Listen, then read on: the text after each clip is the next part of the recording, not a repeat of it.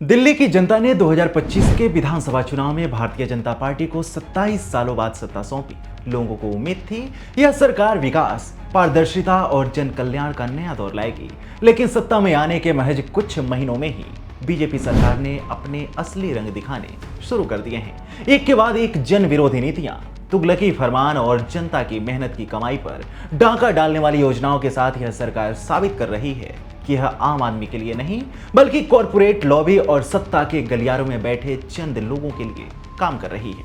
15 सालों का road tax लेकर 10 सालों में ही गाड़ियों को बैन करने वाली इस सरकार के हर कदम पर सवाल उठ रहे हैं। नमस्कार, मेरा नाम है अवनीश और आज की वीडियो में मैं आपको बताऊंगा कि कैसे दिल्ली की भाजपा सरकार का तुगलकी फरमान दिल्ली वालों के लिए मुसीबत बन गया है। दरअसल दिल्ली की भाजपा सरकार ने हाल ही में एक ऐसी नीति लागू की है जिसने दिल्ली की सड़कों से 10 साल पुरानी डीजल और 15 साल पुरानी पेट्रोल गाड़ियों को हटाने का फरमान जारी किया है। यह निर्णय 62 लाख वाहनों को प्रभावित करेगा, जिनमें से अधिकांश मध्यम वर्ग और निम्न मध्यम वर्ग के लोगों की मेहनत की कमाई से खरीदी गई गाड़ियां हैं। सरकार का दावा है कि यह नीति प्रदूषण कम करने के लिए है, लेकिन सवाल यह है कि क्या गाड़ी की उम्र प्रदूषण का एकमात्र पैमाना हो सकती है? अगर ऐसा है तो पीयूसी यानी पोल्यूशन अंडर कंट्रोल प्रमाण पत्र का क्या मतलब है, जो गाड़ी के फिटनेस और उत्सर्जन की जांच करता है। मान लीजिए कि एक 9 साल पुरानी गाड़ी है जो नियमित रखरखाव और बेहतरीन मेंटेनेंस के साथ बिल्कुल दुरुस्त है।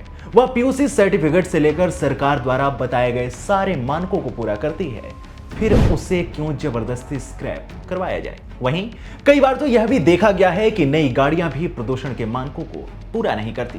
लोग यह कह रहे हैं कि दिल्ली में 10 साल पुरानी पेट्रोल गाड़ियों और 15 साल पुरानी डीजल गाड़ियों को पेट्रोल पंप पर तेल देने से मना करना दिल्ली सरकार का सिर्फ एक जल्दीबाजी भरा कदम ही नहीं बल्कि आम आदमी के साथ अन्याय भी है।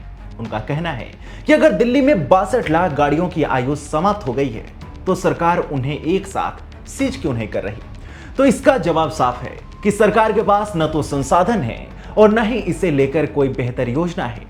ध्यान देने वाली बात है कि दिल्ली ट्रांसपोर्ट डिपार्टमेंट की 2022 की नोटिस कहती है कि पुरानी गाड़ियां प्रदूषण बढ़ाती हैं, लेकिन इसका कोई ठोस डेटा नहीं है, कोई ठोस प्रमाण नहीं है कि गाड़ी की 10 साल की आयु ही प्रदूषण का पैमाना होना चाहिए।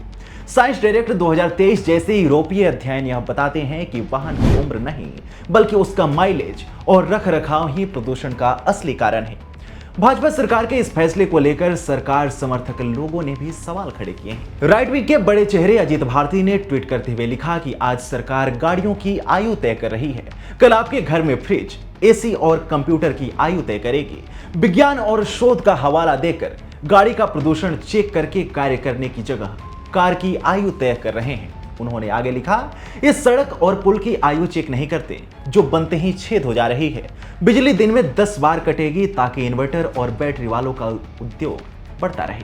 उन्होंने अपने दूसरे ट्वीट में लिखा कि यमुना साफ नहीं हुई, बारिशों में सड़कों का पानी भर जाता है, नाले साफ नहीं होते, कूड़े के पहाड़ लगे हुए हैं, घरों में गंदा पानी आता है, स्कूल्स में टीचर्स नहीं है और इन सब समस्याओं का उपाय है कि आप अपनी पुरानी गाड़ी न चलाएं। भारतीय अर्थव्यवस्था में ऑटोमोबाइल उद्योग बहुत बड़ा रोल प्ले करता है। यह सेक्टर देश के जीडीपी में 7.1% का योगदान देता है और करीब 3.25 करोड़ लोगों को रोजगार देता है। पिछले एक दशक में यह सेक्टर इतना मजबूत हुआ है कि अब लोग सरकार के साथ इनकी साठगांठ की परतें उधेड़ने लगे हैं। भारत में ऑटोमोबाइल कंपनियों का एक संगठन है जिसे society of Indian automobile manufacturers यानी SIAM के नाम से जाना जाता है। यह संगठन भारत में सभी प्रमुख वाहन और वाहन इंजन निर्माता कंपनियों का प्रतिनिधित्व करता है। हाल ही में भारत सरकार ने कॉर्पोरेट एवरेज फ्यूल एफिशिएंसी के नियमों के तहत 2027 तक कार्बन उत्सर्जन को 33% कम करने का प्रस्ताव रखा, जिसे SIAM ने अति आक्रामक बताते हुए 15% कटौती का सुझाव दिया। SIAM का कहना है कि इंडस्ट्री एकजुट होकर सरकार का विरोध करेगी। SIAM ने सरकार को एक नोट भेजा है जिसमें चेतावनी दी गई है कि अगर प्रस्तावित नियम लागू हुए तो इंडस्ट्री को अरबों रुपयों के जुर्माने का सामना करना पड़ सकता है और भविष्य के निवेश भी रुक सकते हैं। ऐसे में मौजूदा समय में पर्यावरण नियमों, इलेक्ट्रिक वाहन नीतियों और पुराने वाहनों पर सरकारी प्रतिबंध जैसे मामलों को लेकर लोग कह रहे हैं कि दिल्ली सरकार ऑटो लॉबी के दबाव में काम कर रही है। दरअसल आंकड़े बताते हैं कि ऑटोमोबाइल सेक्टर की सेल लगातार घट रही है। इसलिए लोगों को लगता है कि कहीं सरकार का यह कदम कार कंपनियों के दबाव में तो नहीं है। सोशल मीडिया पर लोग लिख रहे हैं कि सरकार को ऑटोमोबाइल लॉबी और ऐप बेस्ड लॉबी ने खरीद लिया है। ध्यान देने वाली बात है कि भारत में कार खरीदने के लिए लोग अक्सर कर्ज लेते हैं और यह उनके जीवन के सबसे बड़े निवेशों में से एक होता है। 2025 की एक रिपोर्ट बताती है कि भारत में हर 1000 लोगों पर केवल 26 कारें हैं। ऐसे में 10-15 साल पुरानी गाड़ी को बैन करना मध्यम वर्ग की जेब पर सीधा हमला है।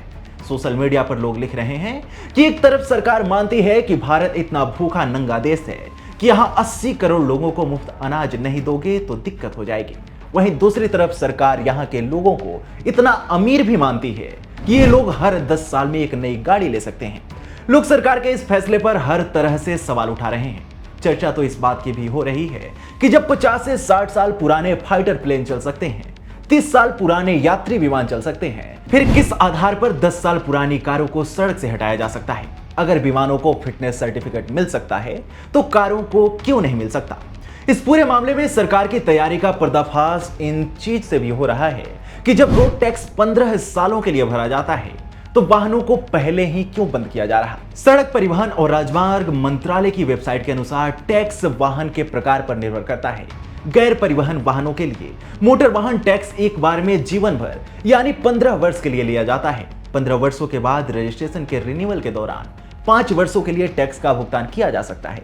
लेकिन सरकार ने सारे नियम कायदे को ताक पर रखते हुए अपने फैसले जनता पर थोप दिए हैं। दिल्ली में ऐसे वाहनों की धरपकड़ तेज कर दी गई है।